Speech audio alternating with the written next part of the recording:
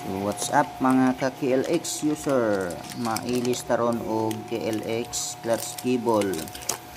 Kaya ito ang clutch na putol na nara na unsa man tawo nagisugpon-sugpona na lang are.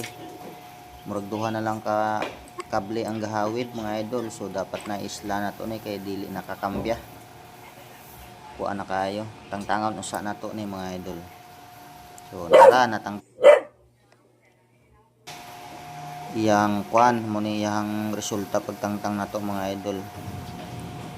Yeah. So karon naisla na nato bag-o mga idol, swabe na kaayo na aras siya mga idol.